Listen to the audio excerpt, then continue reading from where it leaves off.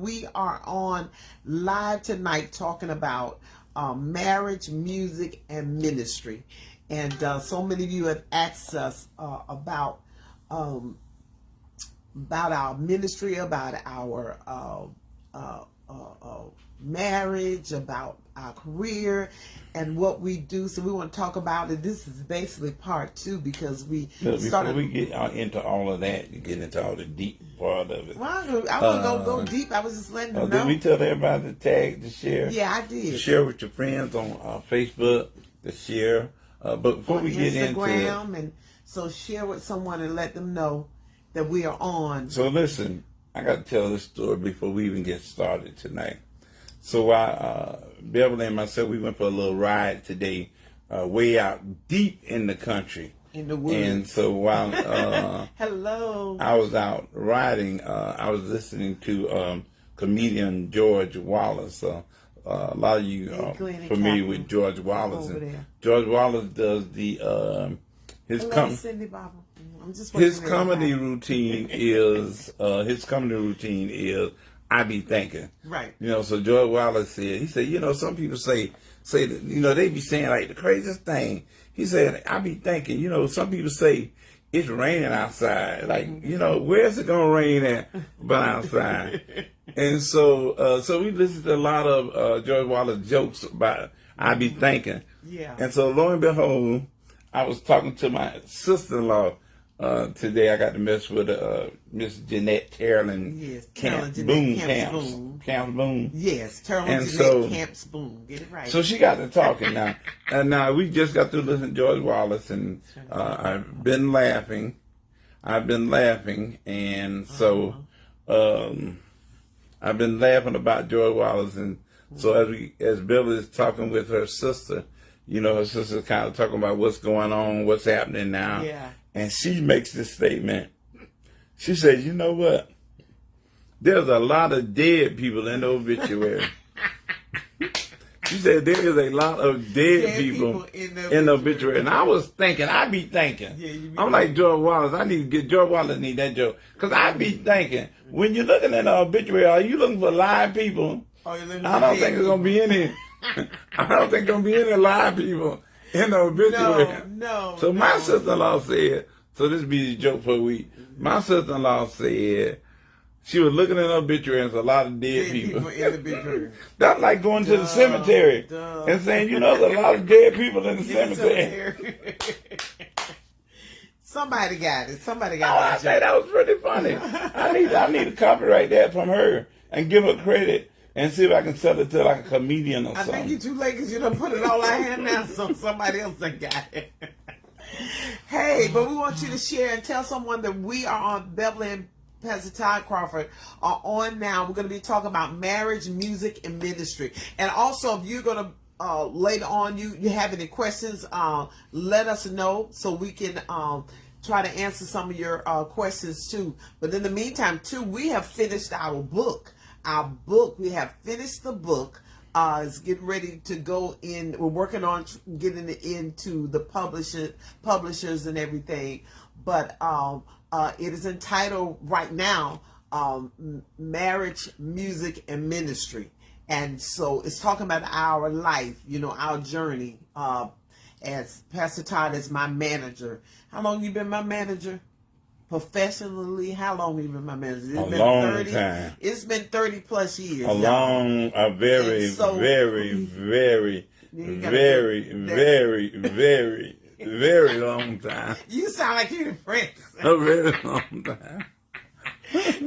But it's been a long time. And so we talk about in that book how it is to be married for almost 39 years. This November will be 39 years. Yeah. To be married 39 years and to be married that long. Okay, let me finish explaining. 39 years. Right. So be married 39 years. Do you know how long that is? Yeah. 39 so years. Hold your thought. So you sound like you're going into depression. 39. So to be married that long, 39 years, and to be able to work together full time for 30 some years, you know, almost 30 some years, and full time out here, and how to be married, and how do you balance that? Being married, being in the music ministry, being pastors too. So we can add that on, being in ministry together.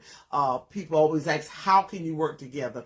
One older gentleman told Pastor Ty, told him, say, move your neck. And so he moved his neck. He said, now, wherever that neck go, you gonna follow. You gotta follow. Then he said something like how he said to Pastor Todd. He said, wherever that neck go, what did he say? The head go where the neck go. The head go wherever the neck go. And so he said, listen, you gotta follow. Just when she said take out the trash, take out the trash. When you said pick up your socks, just pick your socks up.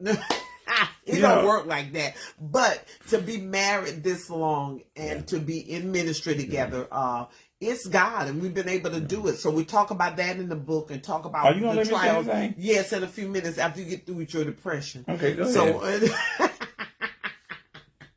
So, so we talk about that in the book. And how the career got started, how we met. So I think it's going to be a pretty good book. What you think, Pastor Todd? Well, I want to ask, change the whole subject. So you going to ask them questions. I haven't got there yet. I haven't got it yet. I want to find out how's everybody doing with the pandemic. Yeah, that's good. Because that's added a lot of pressure. Hello. That's added a lot of pressure on people. Just dealing with this pandemic.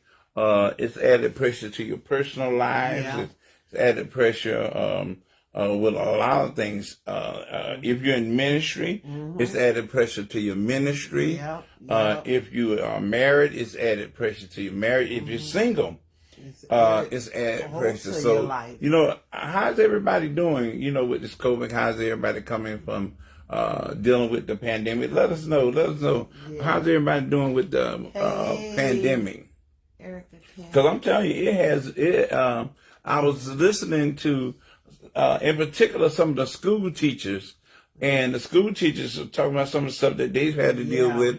If we having the school teachers on here, teachers and nurses, from dealing with quarantine, having to be on the computers, having to have to teach class with their own kids. They got kids in their house, and plus they're trying to teach. They're trying to help their kids with their assignments, and plus they're trying to teach.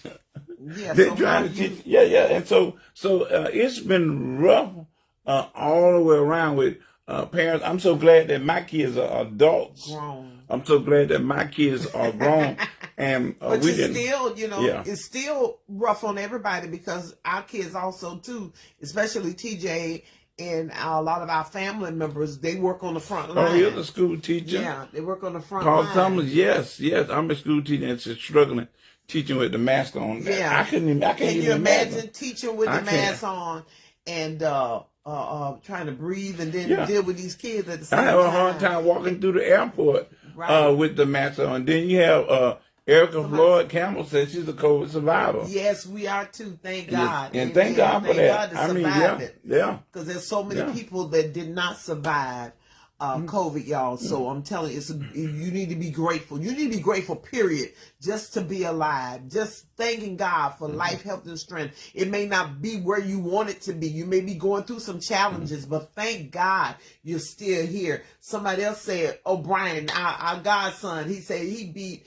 COVID and pneumonia. Oh my God. That's what I'm saying. And that's a miracle. That's a miracle. I'm telling you, who over there, let's see if I see any on Instagram. And when we survivors or teachers or nurses, and we dealt with COVID. I mean, I got hit hard with COVID. Yeah. I mean, when people say that there's no such thing as COVID is just like the flu. No. Man, I got hit so hard. I mean, for a week, I couldn't do anything but just lay around.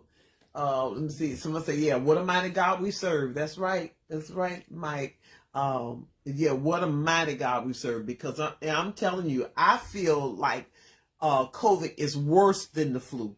I feel like it is. Oh, man, it's like double I've had what the flu is. But I've never experienced what I experienced where you can't with breathe, COVID. and then to the after effects. Yeah. Even after you have come out of COVID, the after effects is something Paula Thomas said, I survived, and so did my 87-year-old mother. Wow, that's a blessing. That's a blessing. Hello, Devon, a.k.a. Yes. Tyson D. Stevens. Yes. Says hello.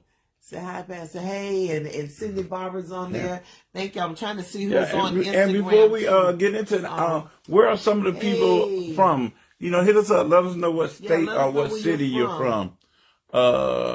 Taliban Max said, "Oh yeah, it's killing for left and right." And that's the truth. It is. Man, we've been to so many funerals. We have this past year.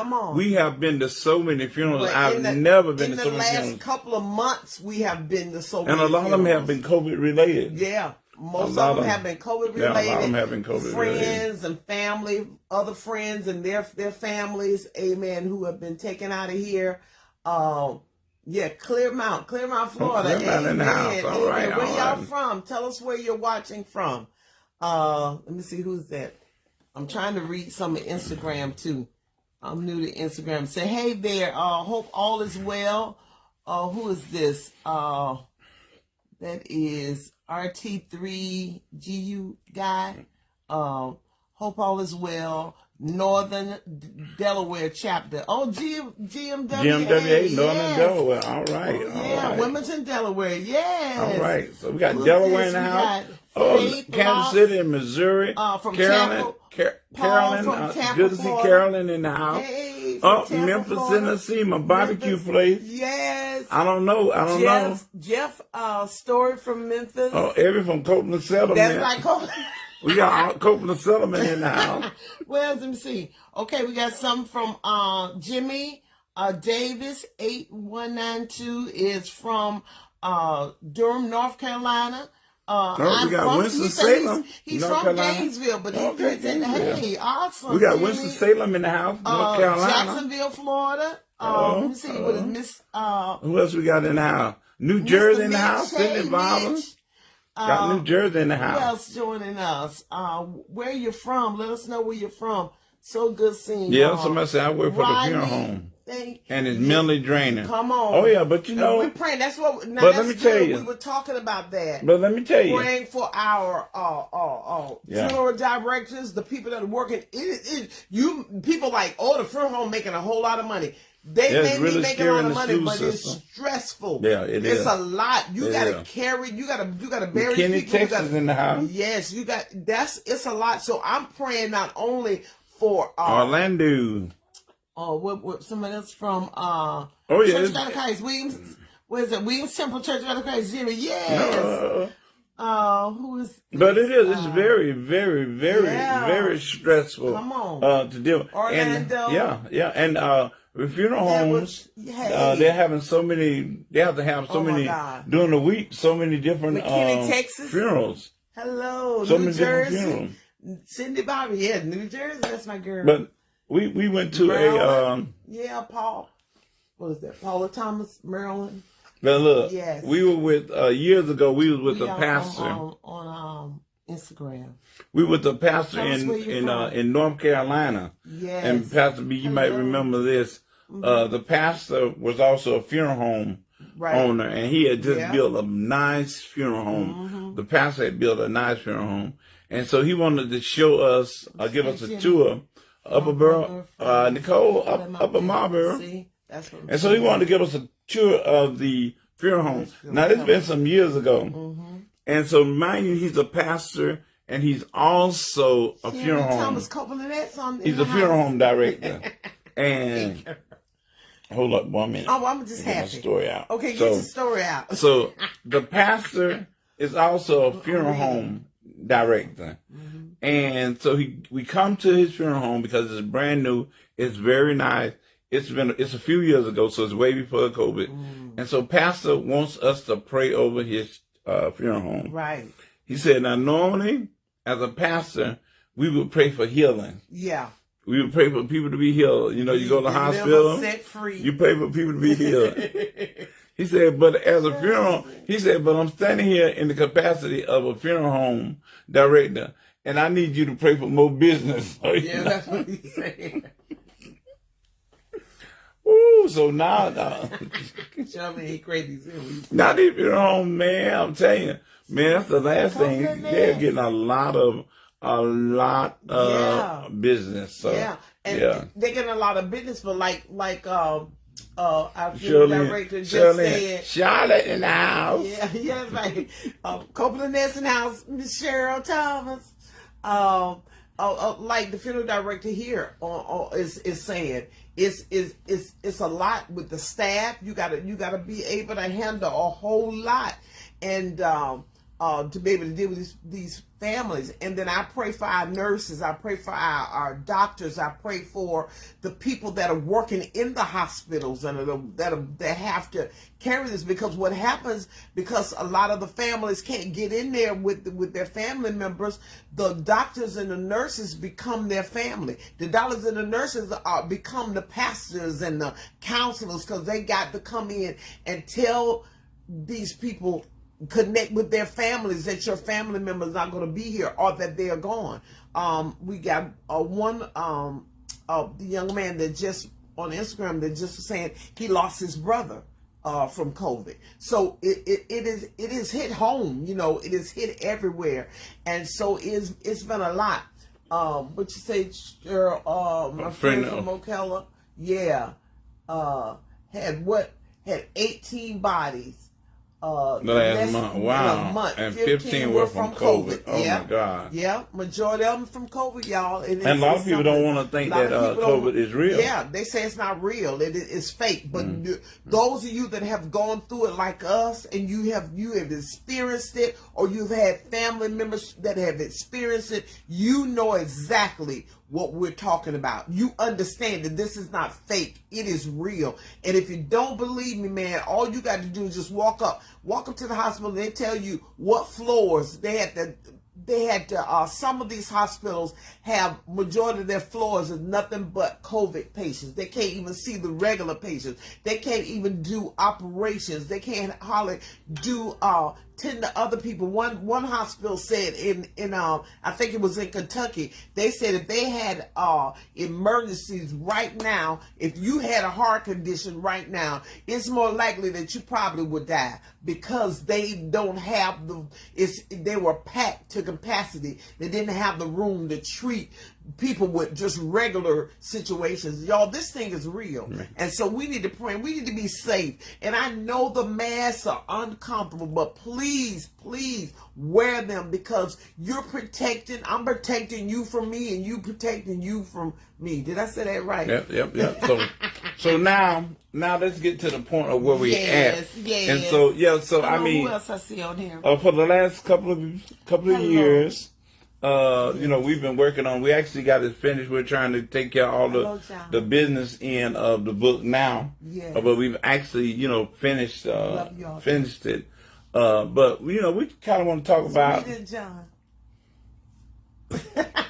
Go ahead and finish. Hello, love y'all. Thank y'all for tuning in. Go ahead, Pastor Todd. So I wanted to, because. We have a young couple that's getting ready to get married, and they wanted us to kind of, counsel them a couple of sessions or whatever, just to kind of talk to them, because we have been married. It'll be 39 years in November. Now, 39 years married to one person. I'm not talking about married to three persons, and you add it all up. Shirley, here's another story. We were in Los Angeles, and we was at this church, and the pastor kids, all of them were grown, and they were running everything in the church. Yeah. But we noticed the pastor was older, quite a few years older than his wife. Right?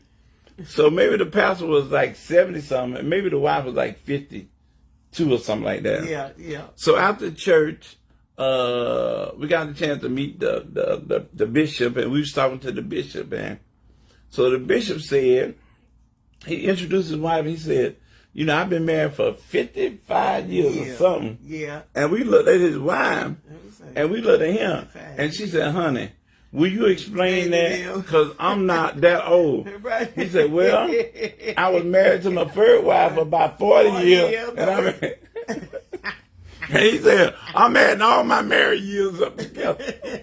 He said he added them all up together, from the first wife to the second wife. He said he added them all up together. So he tell everybody, and so the second wife is like, honey, come on now, we ain't been married that long, and I'm not that old. Yeah, and so yeah. And so, and so we're talking to them. They kind of want to know, because they're very young, and we were married very, very, very young. And so, Pastor B and myself, we were having a conversation. We was having a conversation a few months ago, and we was talking about vows of marriage. Hey. And I really don't think people understand the vows of marriage. Come on. Especially when you're young, Yeah. especially when you're young and you're naive to where it says better for better or worse, through sickness and in health. To love and to cherish. Right. To death do us part. And you don't really think about that part of marriage, those vows, when you first get married, because, you honeymooning. Right. You honeymooning, and everything is going great. And you think everything is always going to be great.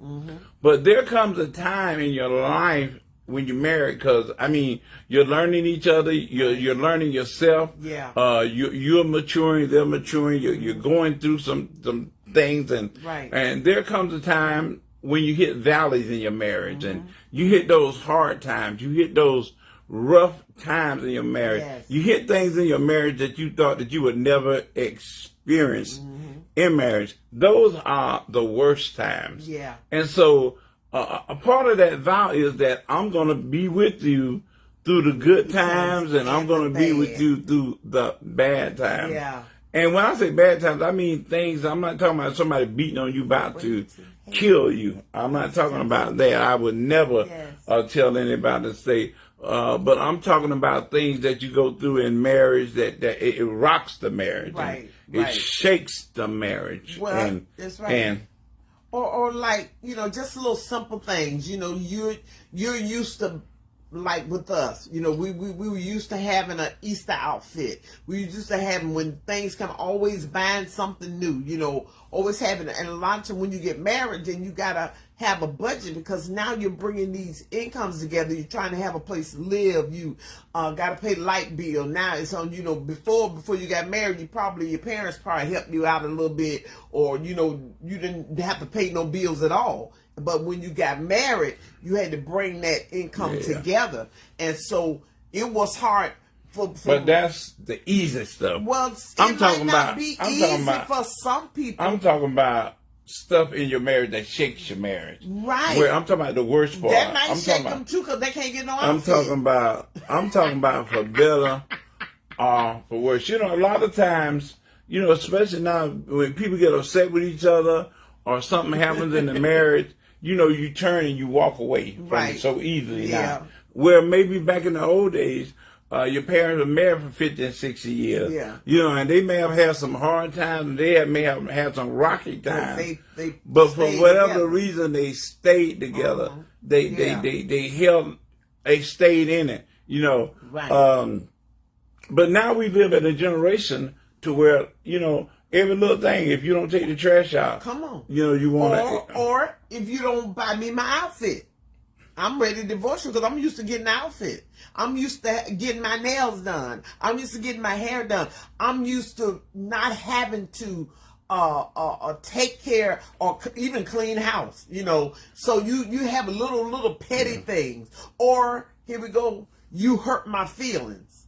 So you can't hurt my feelings. I'm ready to leave. I'm ready. Just little things that you ready to walk away from.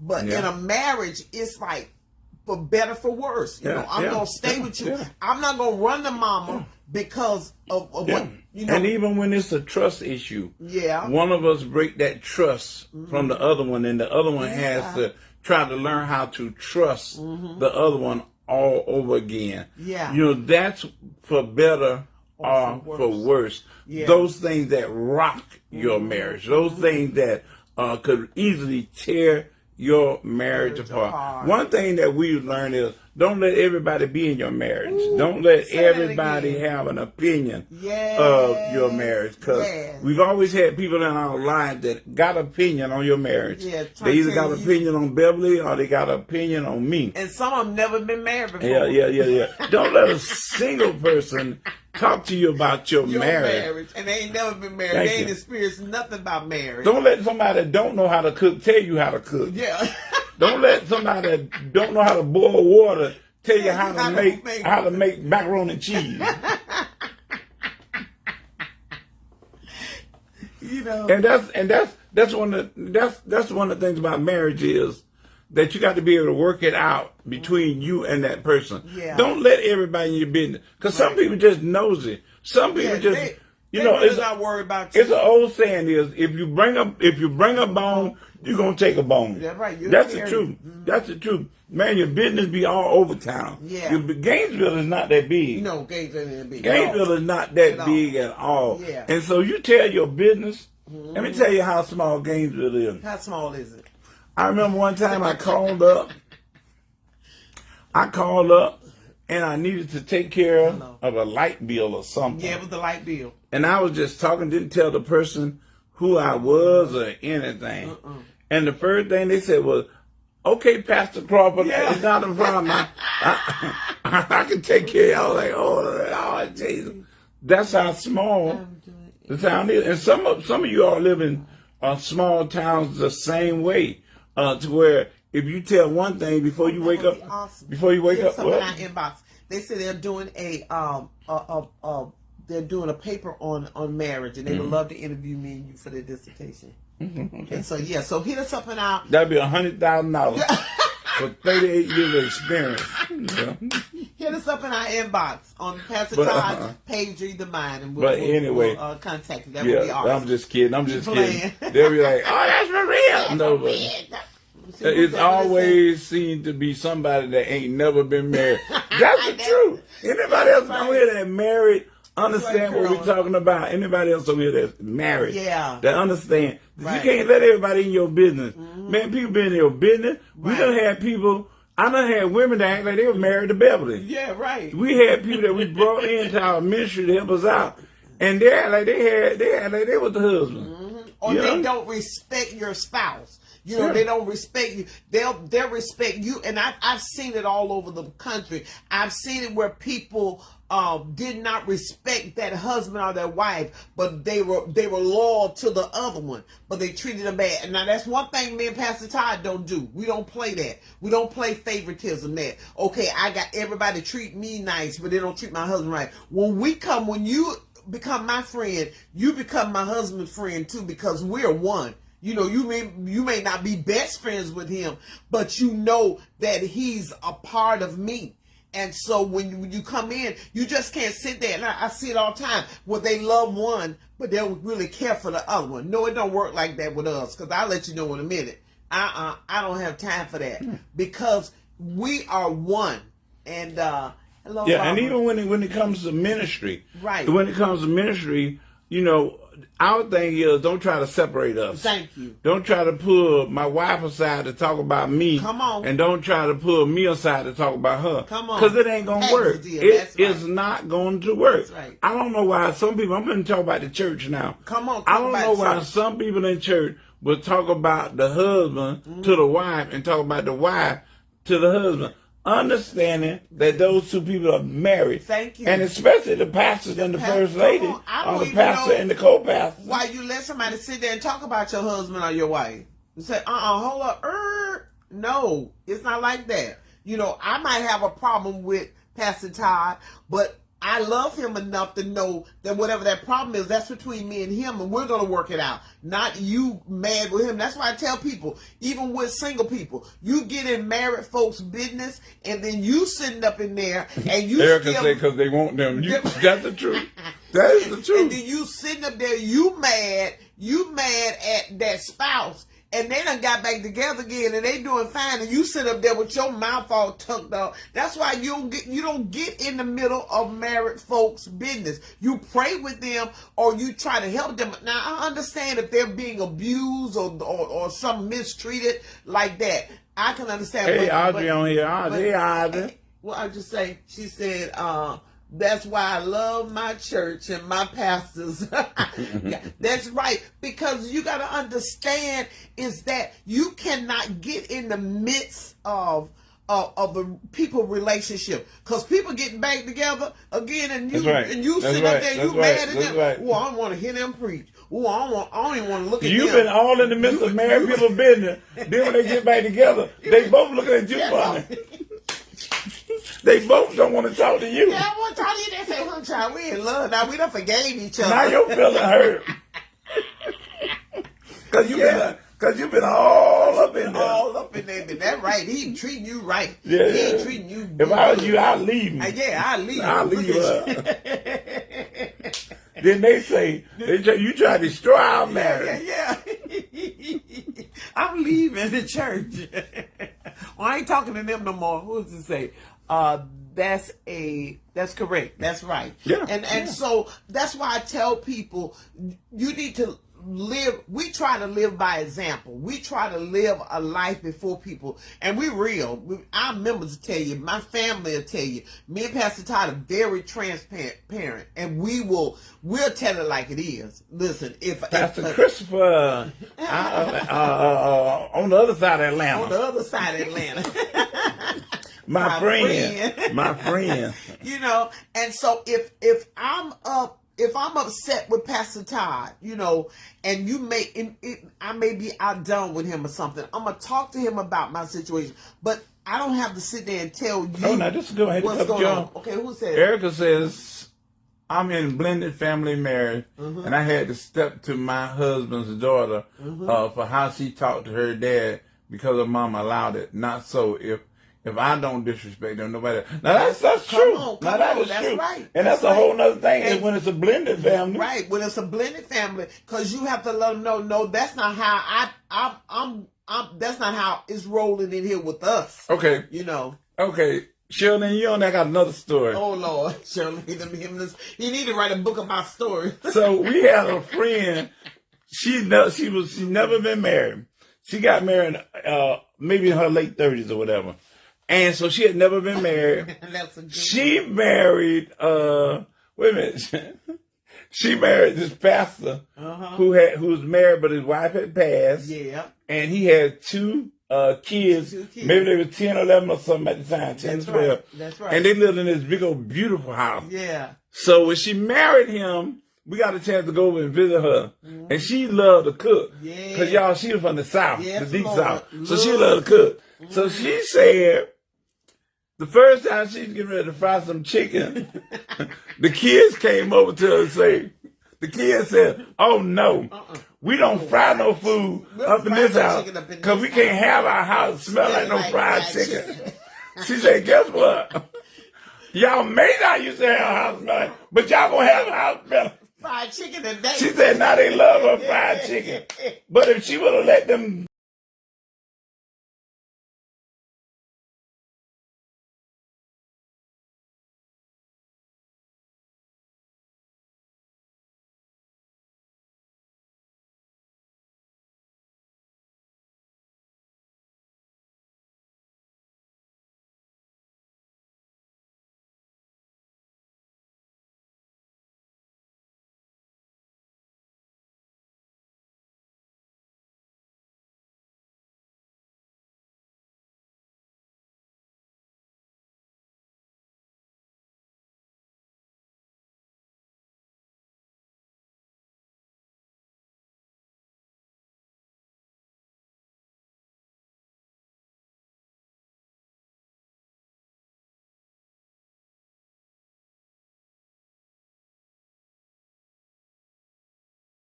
And to touch with that. Come on. And to touch with that. I ain't throwing no shade on nobody because I ain't saying no name. Right? But we were in a church one time and the pastor was preaching and the pastor was doing good. Everybody's relationship is not the same with their spouses. So our relationship, we can't base anybody else's marriage on our relationship. And so the pastor was in the pulpit. I was going amen with everything. Pastor said, yeah. I was like, okay, preach. Church pike. We about a whole lot of people. And then the pastor said, and another thing, your spouse can't be your best friend. And before I knew it, I said, I don't agree with that. Yeah. Because we don't have that kind of relationship, you know. Because I know he got my back. Somebody said, you don't need your husband to be your manager. You know, you need somebody else to manage you. They said this years ago. You don't need Todd to manage you. You need another manager. I said, one thing I know, that no matter what, I can be myself in front of him. He knows me. He know what I need. He know what how to take care of me, how to cover me, and protect me from some of these crazy people out here in this industry. And two, they respect him, you know, because he's real. He's not phony. And then the other thing, he got my back. I know I don't have to worry about it. I don't have to worry about whether he's gonna cheat me about somebody getting my paying me my money or taking care of me or treating me back. I know he got my back. You know, and that's why he's been my manager all this. He takes care of me. And the industry, if you ask anybody in the industry that knows us, they'll say, listen, cause Todd gonna take care of Bill. Even if he ain't there, he gonna take care of him. You know, and so it's already gonna say. So I thank you so much for Streamline. Oh, bless you. Thank you. Thank y'all for tuning in. Y'all don't have to sit there and listen to us crazy people. And if you haven't shared it, share it with somebody. Share it with somebody. Somebody said, when I first heard Miss Crawford sing Precious King, she was my best friend. Oh, so you're going way back. Jesus Precious King, yeah. 1995. That's right. TJ is what? 26. And I was pregnant with him when I recorded that album. That's right. Oh, what's that over there, Pastor Todd? Donna Merritt. Says people let children interfere with their marriage and their in-laws and outlaws, mother-in-laws and step-laws. You ain't lying. All the laws. Bless you, Cindy. All of us, it's true. I got your back and you got his. That's right. I got his. So nobody, and then when people come to you trying to bring division, there's some people, I think Bishop Jackson used to call them the paninas. Always there's somebody trying to come in to cause confusion, trying to break marriages up, trying to break you up. Because there's a lot of people, come on, be honest, that are jealous of your relationship. They're jealous. People look at you and they say, "Dog, y'all give it." I remember we were in the airport, and one friend of ours, he was watching us. We didn't even know he was watching us, and me and Todd was just talking and cutting up in the airport, and didn't know he was paying any attention to us. And he said something to you. He said, I'll be watching y'all. Yeah, and y'all be watching y'all. Cutting up and y'all be laughing. Yeah. And I'll be like, is that real or do they just be doing that? But I was sitting and seeing y'all coming through the airport and y'all were laughing. And I said to myself, now that must be real. I just thought that was a church thing. You know, they put on the front when you see them at church. Front, yeah. Put on that front. No, honey, we real all the time. Straight up. For real. Yeah. And so that's and it's married. You know, we have your ups and downs. I get out down with him. Thank you. He get out down with me. Thank you. Some days I be like, sometimes I love you. I love you all the time, but sometimes I don't like you. And you love me all the time, but sometimes you don't like me. That's just it. People be trying to and there's nothing wrong with that. Because people think that's cool. They're like married people don't argue. Come on. You're two different personalities. Thank you. You're not going to agree on everything. Thank you. So why y'all think it's strange because married people be arguing? Come on. I can't believe they arguing. I can't believe they fussing. I can't. You better watch it if they ain't fussing. Get scared. You know, I always go back. Well, what? I always go back to Bill's mom and dad. Surely he gonna story. I always go back. And I'm talking Bill's mama, she's passed now. Yeah. I love her to death. I mean, I love Nellie Mae to death. Yeah. But Bill's daddy used to always get up in the pulpit. Now, this before me and Bill got married. Yeah. You know, I was like 18 or whatever at the church. And Bill's daddy used to always say, I ain't never had an argument with my wife. Me and my wife ain't never argued. And I would be thinking, ooh, when I get married, I want to be just like them. Ooh, we ain't never had an argument, right? So when I got married to her and I got out the army, I lived with them a year before we got our own place. And I found out why they never argue. Because every time Bill's mama get ready to start arguing with her daddy, he put his hat on and walk out the door. It takes two to argue. Because you can't argue by yourself. It takes two to argue. I said, oh, that's a secret. That's a secret. So, but that's just a part of it, you know. Yeah. It's a part of it. You express yourself. Yeah. It's best to let it out than to hold it in. That's as what long as you're not beating each other to death. Right. Beat each other up at all. Yeah. Because it's just like my doctor said. They said, get it out. Sarasota in the house. Hey, we haven't been to Sarasota in a long time. I need a vacation in Sarasota. I know. Anyway, let's go back. Okay, hello everybody. Oh, but seriously though, you know, you don't hold that in. If something is bothering you, you need to talk about it and work it out. See what kind of way. So it's okay if I'm not done with Pastor Todd, you know, and he's gotten on my last nerve, and honestly, we both always had to have in our families always had to have the last word. Just point blank, both of us. That's just how we was always in our families. You worse than me. Whatever, but see, anyway, had to have the last word. So you know, so we married together. It's still, you know, somebody had to learn how to be quiet every now and then. Somebody got to be. Everybody can't say everything. So it's a learning process. Okay, I got to be quiet. Let me be quiet now. And then I learned to pray. Okay, Lord, you got to brighten my tongue. Lord, show me how to do this. And let me find a way that I can tell him, be honest with him, that he's hurt my feelings. Or what he said embarrassed me. Or he'll say, you embarrass me. You know, you should be able to talk to each other and be real with each other. And then be able, we'll say, make up to break up, that's all we do. Then you love me, then you hate. Don't try like y'all ain't never heard it. That's a game, aren't you?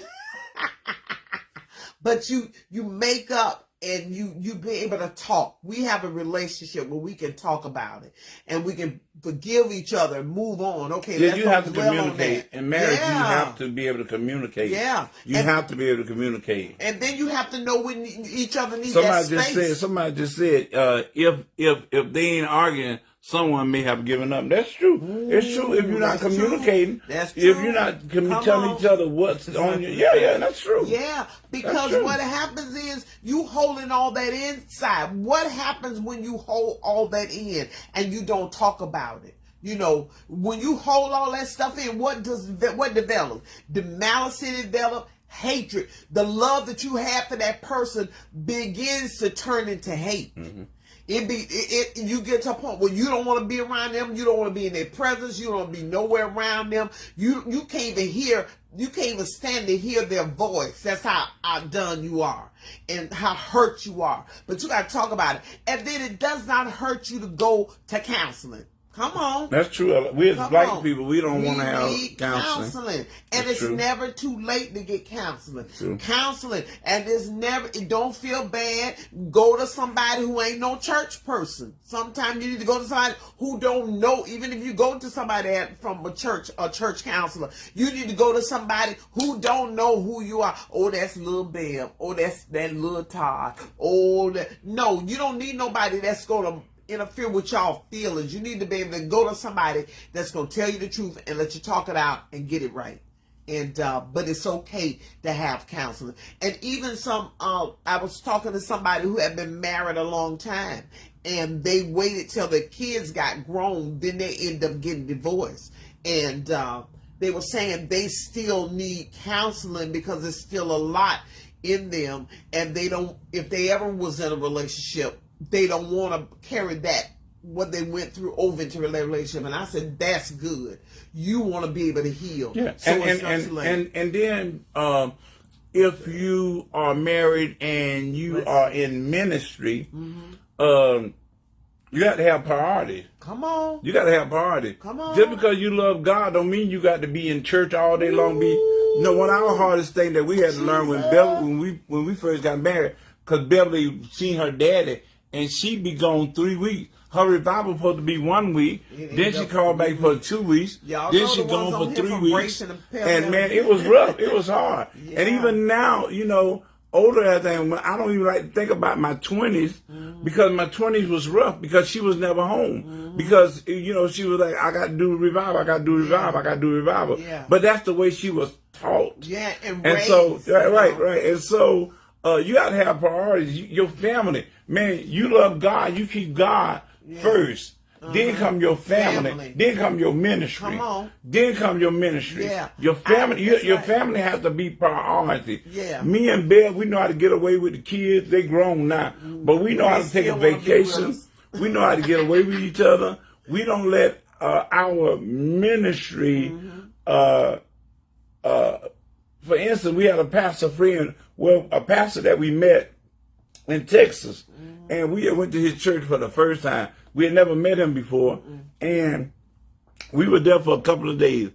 And the pastor was upset, and he was mad with the church, and he was complaining about the church, and he was complaining about his members, and you could tell that the pastor was just burnt out. Yeah. And the pastor was like, I think I need to move and go to another city. My church would grow if I went to the other city. And these people are hard-headed.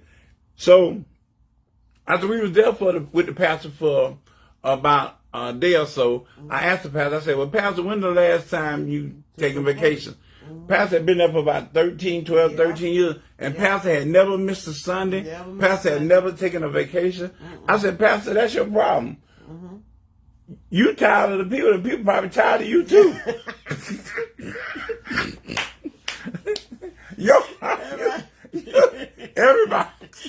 Everybody is burnt out. You need to take a break. You need to take a vacation. Yeah, because Pastor get up there in the pulpit, he ain't preaching no more. He fussing at the members. And listen, and I thank God for our pastors in Nashville, Tennessee. Yes. Shout out to the Hawkins, Born Again Church.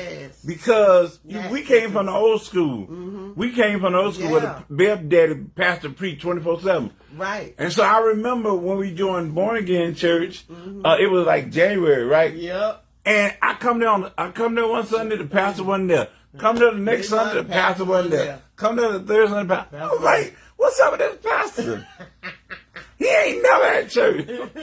And they said, no. They said every January, pastor take the whole month off. I said the whole month. The whole month. What kind of pastor take a whole month? Dealing with y'all a whole month. Need 2 months. A whole month. And then we met Dr. Tony Evans. Yeah. And he take the whole month of August. Yes. Oh. And that taught us that even as pastors, even as full-time ministers, you have to have, if Jesus had to get away and rest, what you think about us? And that's something I want to say. When I married my husband, I was so used to being in church. I'm a PK. I was so used to being in church. It was, vacation was church. Even if we went somewhere, we was going to end up in church. So I didn't know how to relax and how to enjoy, and don't do nothing, enjoy, have fun. That's why now I have learned to get away. I learned if I don't feel like getting up and I ain't got to get up, I'm not getting up. If I want to stay in my pajamas all day, fine with me. Why? Because you got to learn how to relax. Somebody asked me, they said, why you don't wear makeup every day? Why your face ain't beat every day? Why you don't look like a diva at the grocery store? Yeah, at the grocery store. I was like, that's you. The days that I don't have to wear it, I don't wear it. I'm relaxed. I'm fine with it.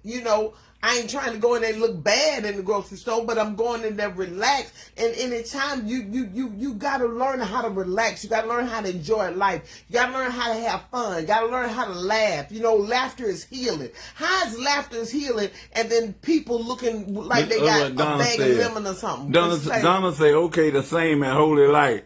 We were in church Sunday, Tuesday, Thursday, shut-in Saturday.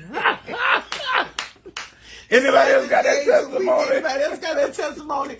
In church 24/7. You didn't have a life. Church was your life, and there's nothing wrong with being church your life, but you got to learn how to enjoy be balanced. Because you get we didn't know how to be balanced. We didn't know how to be balanced. Didn't know how to. When my husband said, "Come on, let's get away." Listen, y'all, this is gonna make y'all laugh. We were on our honeymoon, and my husband was saying, honey, I want to stay one more day, just one more day. Let's one more day. No, I can't stay one more day because my family got to go sing. We got a concert. I got to, man, let me tell you something. If I can go back to that day, I would have told my family, I'll see y'all later because I'm going to stay on this water one more day. You got to learn how to enjoy life because life is short.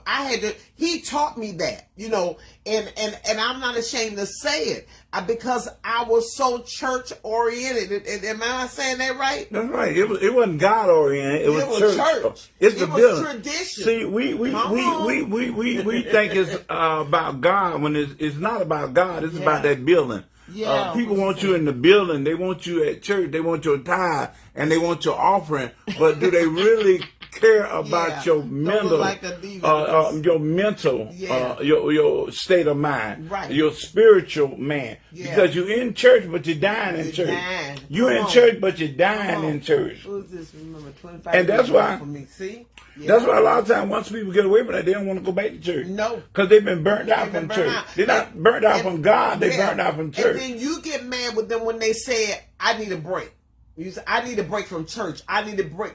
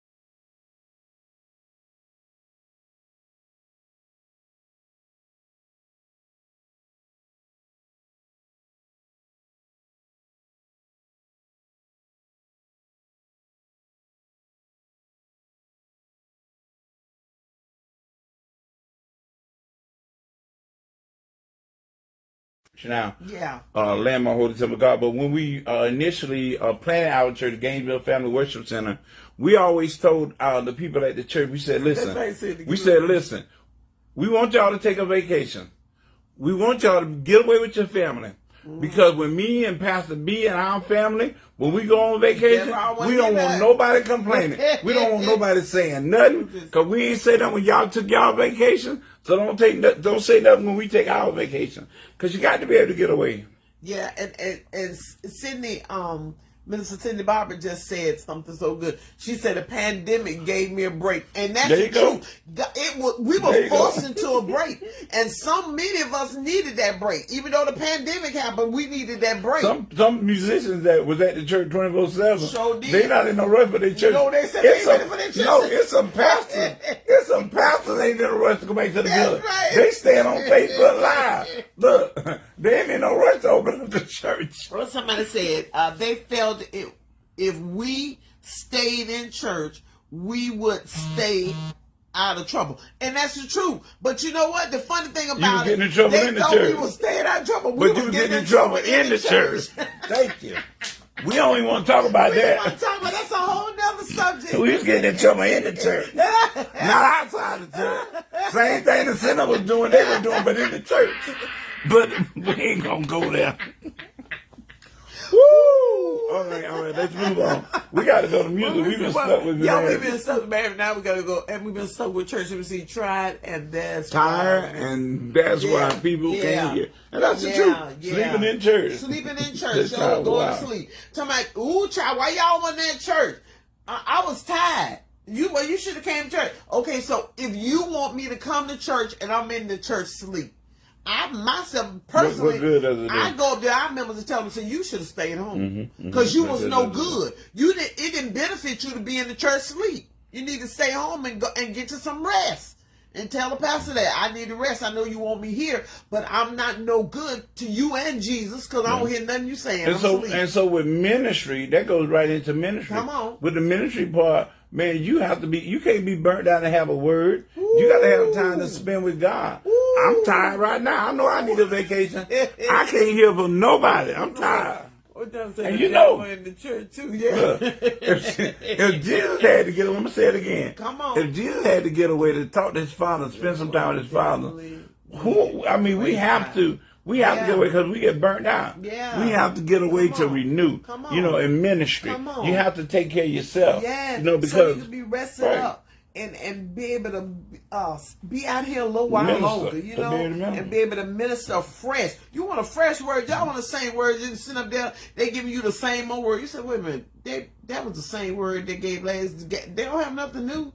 You after a while, you be preaching a fresh word more than your pastors because you done had you some rest. They haven't had any, and so you have to understand that. But the thing about ministry, you have to know that.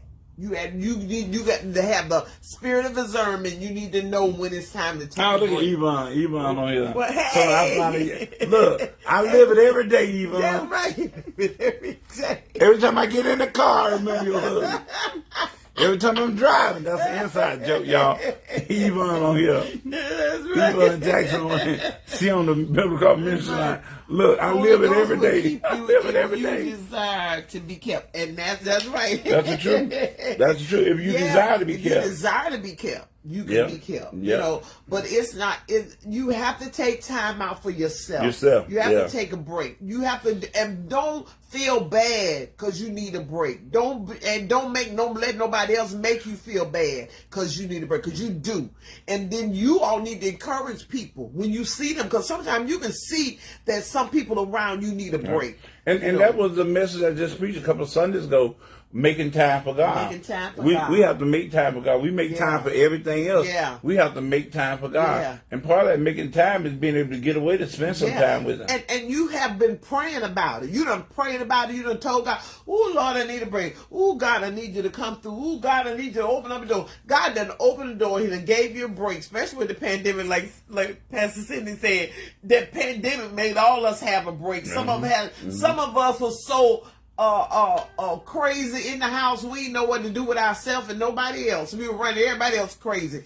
And so that break happened where we were able to hear God. Because a lot of times you have prayed about stuff, but you're not still enough to hear God give you an answer because you're so busy running and going. And God said, wait a minute, I'm trying to chase you down to give you this answer, but you're so busy. You don't. You hear me. You praying, but you're not still enough for me to talk to you. I don't know about y'all, but during the pandemic, I could hear God clearly. I could really hear and see what He really wanted to tell me because we was running and doing it. You think because you're so busy doing the work of the Lord that you can't hear Him. And so He has gotten our attention. I don't know about y'all, but He got my attention. He really has. And I've learned when I need a break. I learned when I need to say, you know what? I ain't doing nothing today. I'm going to relax and enjoy. And what we were talking about, Bible study, we just talking about Psalm 100. That's right. Busy but not affected. Serving the Lord with gladness. Right. You want to be able to serve with gladness. Right. You want to be able to be a servant. Right. And it's hard to be a servant if you just burnt out. Come on. It's hard to serve. Because in ministry, we're called to be servants. We're called to be servants in ministry. What are you reading? I remember Sunday school worship service. Go eat and be back for night service and the tent service. Come on. Sound like your daddy. Sound like our service. Yeah. That's Preston Postdale. Yeah, you remember that, don't you? Right. Man, I'm telling you. But you have to be. Some says serving with gladness, and so serving means that you're a servant. I need to turn the camera around. Is Instagram need to be turned around? I was telling you that I thought that was. Let me see y'all. I was telling you that I didn't think that was going to. Okay. Yeah, is that better, y'all? I was telling you I didn't think that it was. Okay.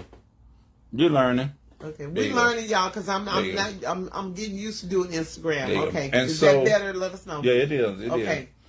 It is. We've been sideways the whole time. We've been sideways. We've been at an angle. So anyway, what was I saying? You messing me up. No, I was saying Psalm 100 talk about serving the Lord with gladness. And so in ministry, you're serving. We're called to serve. Right. You know, we're being a light to others. Right. Jesus was a servant. Yeah. Jesus served. Yeah. He set the example of servanthood. Right. And a lot of times we in ministry, we get caught up with what we see. We get caught up with seeing people with the fine cars, the fine clothes, and sometimes we get so caught up till we realize it's not about ministry. It's about people ministering to us. But it's not about people ministering to us. It's about us ministering to others or serving other people. Right. That's right. Yeah. And so I'm hoping this is encouraging you all tonight about marriage, music, and ministry. To be able to... Hi, Beba. It's Kameni Batista. All right. Kameni. I hope I say your name right. Okay. But yeah. Some requests to be your live video. Okay. And so for ministry part is we got to understand, Bill, that ministry is about giving. Okay, somebody said push it back so they can see both of us. Y'all helping us. We learning how to do this thing. Okay. There you go. Okay, y'all, we working this Instagram. Yes. And so, see both of us. And so, you know, ministry is about being a servant. Right. It's about giving. It's not about taking. And so many times we get, you know, as a young minister, man, you think it's all about dressing up, you know, looking a certain way. Looking the part, you know, you gotta present yourself in a good way. It's good to present yourself in a good way too, but then yet you have understand that you're a servant. Come on, understand that you're a servant. That it's okay. I know how to get my hands dirty. I know how to help and when we somebody. talk about ministry, we talking about an usher. Come on. Or we talking about anything that you're doing when you're serving God. Or when you're doing like at the church. We have Minister Janie has the feeding at the church, and she feed hungry people, thousands during the pandemic. Right. And she fed them with a smile. That's right. She fed them serving people. Yeah. That's a part of serving right there. Serving. Everybody can't serve like that. No. But that's ministry. That is ministry. Ministry.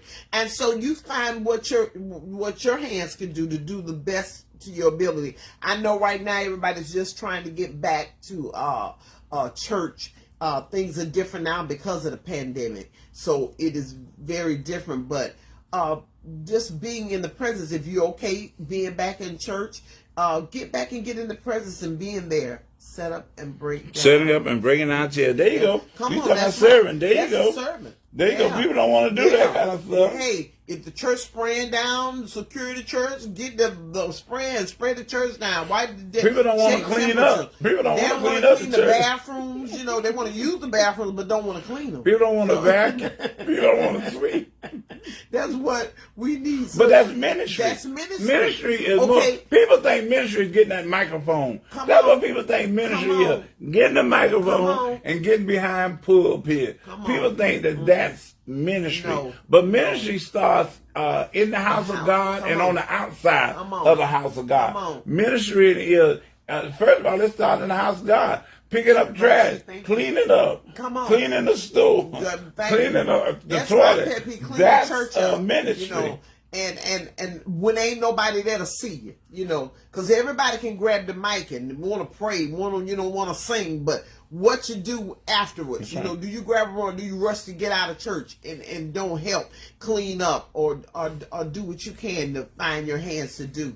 And that's what I say. Even a servant, even now, there's some people that still can't get out, you know, but you can go and fix them. You fixing your family dinner. Why don't you fix them a meal too and carry it to them and be a blessing to them? There's all kind of ways you can serve. That's right. Clean and serve with gladness. And clean the aisles. That's right. Thank you. And but that's what people don't want to be servants. And but that's what it's all about. That's and it doesn't matter your title. No. In the church. No. From the pulpit on down, we're all servants. We're servants. That's we're right. Servants. That's right. I'm going in the morning to help clean the church. You know what I'm saying? You know, and that's what it's all about. You know, you want to keep God's house right. You know, you want to make it presentable too, and that's what we need to do.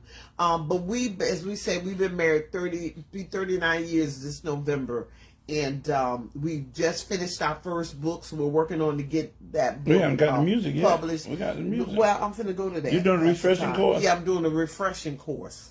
Praise God. Praise God. And so, so you know, we're talking about this, how to work together, and how we've been together so long. And so now we're talking about music. Music. Now the music. Oh my God. I know we probably have some musicians on here. I know we got Cindy Barber, who's an awesome musician. Awesome organist. Amen. Director. I'm in the whole nine. Yeah, the whole nine. all the above. The whole nine. And Thank so, you. with the music right now, Pastor B, we're trying to work on our music. Let me tell you, the industry has changed even during the pandemic. Yes. The music industry has changed. Yes. The radio stations have changed. There's not as many record companies as there were when we first got into the industry. A lot of the major record companies for gospel, they don't even exist anymore. No. And so now it's and in a way it's a good thing because you can cut out the middleman now. As an artist, you got iTunes. You got all different kinds of ways on the internet that you can get your stuff out. So from a music standpoint, I think it's kind of good for independent artists. Yeah. I think one of the biggest things is trying to get radio play. Trying to get your radio play. And that's one of the hardest things. That's the hardest thing. Trying to get the music played on the radio. And a lot of times that it helps with you all too, that once we get music out here, if you will go and call those radio stations that you're listening to and request the songs, that's how you get them to push it in the rotation.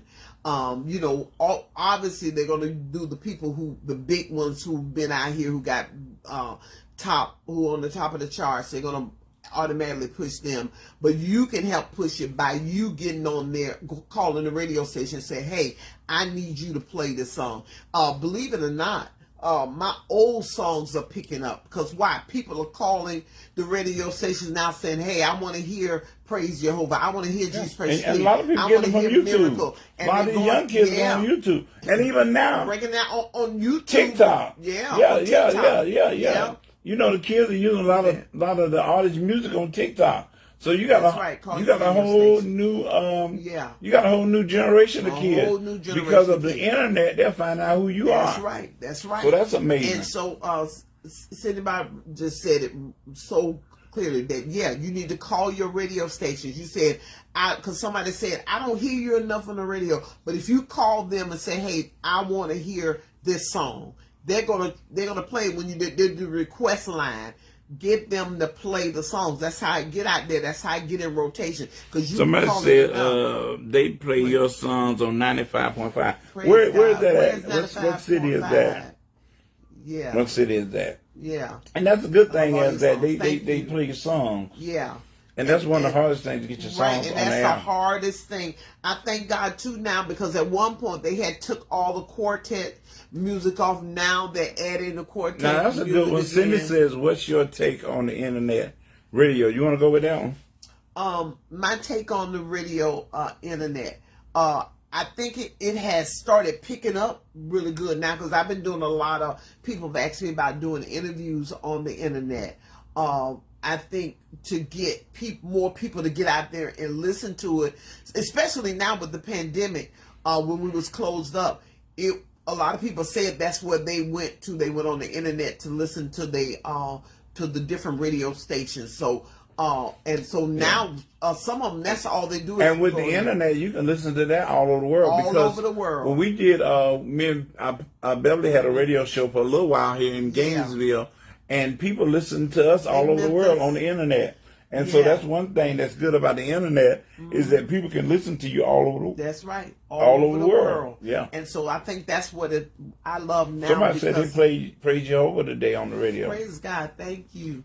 And so that helps a whole lot.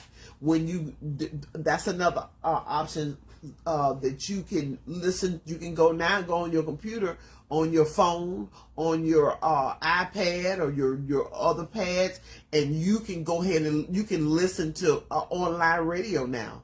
and 24/7. Because it's on, and so that's just truly a blessing. So, Cindy, I think for your question, that it has been very helpful now, and I think that's what we need too, especially as independent artists out here. So we're working on new music and trying to record.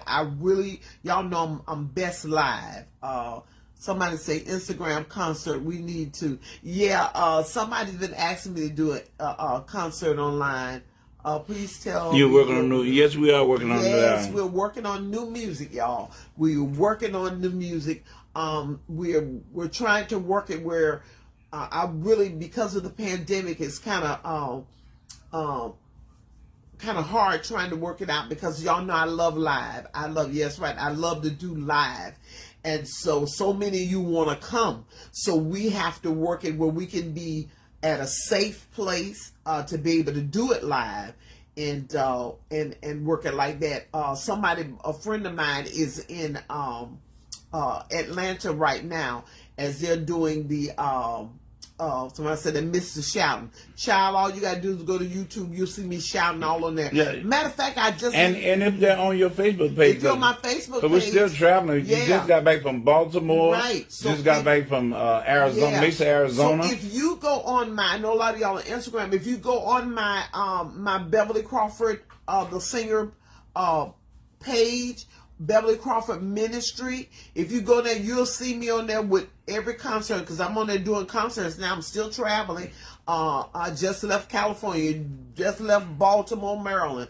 So I'm still traveling. Getting ready to go to Dallas. Getting ready to go to Dallas. And from Dallas, getting ready to go to San Jose, California. Yeah, so we're still and traveling. Then to Texas. So you need to follow me. And a lot of stuff that I'm learning how to put on Instagram, but I do have it on Facebook on Beverly Crawford the singer. Well, it's about time for a miracle. On Beverly Crawford Ministry is my like page, so you go in there and join that. Then you can be able to see the videos and go on YouTube, because a lot of the churches and concerts hall that I am doing these services on, they are putting it on YouTube, so you can go in there and re-look at it. And I'm trying to put a lot of these concerts on my page, and so we are we're working on new music, y'all. I want to do it live so that as many of you can come to the live recording. So we're working on that. So y'all, we're trying to work it because of the pandemic. So y'all pray about it. What we do is probably going to be a smaller set. So it won't be as many. It won't be as big as I would love it to be. Bring it in a little bit. I know. Well, it won't be as big as I would desire it to be.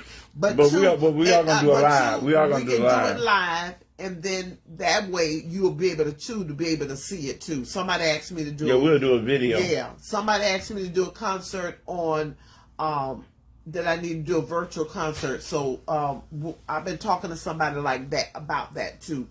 So if somebody can give me some advice on that, that'd be awesome. Pastor Ty, you are a great manager. That's what Cindy Barber said. You are a great manager. Oh, thank you so much. Don't cry. Thank you so much. Amen. You can do it live in Raleigh. You know what? North Carolina has always been one of our best states. Yes. Listen, let me tell y'all. I never have to worry about Carolina. We've been doing this profession since the early 90s. Yes. And we've probably been to North Carolina more than we've been any other state. Probably North Carolina. What, North Carolina? Texas, Maryland, Maryland, D.C. area. Believe it or not, California. But North Carolina is way up there. North Carolina is way up there, and North Carolina, one of our favorite states to go to. Yes, y'all always that North Carolina barbecue. Yes, Lord. Oh, yes, Lord, have mercy. Yeah. So y'all pray with us, and with the support of you all helping us. Because what we're doing this. We're going to be doing this on our own. It will be on our own label, and so that's something that we're stepping out on faith with, doing it on our own independently. And so I need your support to make sure that y'all download the songs, and so that helps us to be able to get out there and get people to know. Can you set up your home church? Yeah. You know, we did a concert. Yeah. When the pandemic first started at the church. Yeah. We did a concert. We're gonna do another one. Yeah. So we'll do another one real soon. I know a lot of. We'll do another one where everybody can be able to do. We can do a full concert. And we'll do it on Instagram. And we'll do it on Instagram and Facebook. because we're learning now how, because I think they said you have to do add some length or something so that everybody can get on. So we're trying to learn how to work this media so we can be able to get everybody to be able to get on. But thank y'all tonight. Oh yeah. Definitely. That Cash App is up there. If anybody want to, Yes. Cindy was saying financial support. I put that Cash App on there, so you can see that on the head. So our Cash App is up there on, Anybody on want the to financially description. support? If you desire to help us, Plant a seed. Plant a seed. That would be good. And if you need more information, if you need to find other ways that you want to give, you can hit us up in our inbox and we can give you instruction. But the Cash App is up there. I really hope you do a hymn. Yeah. Yes, listen. Yeah.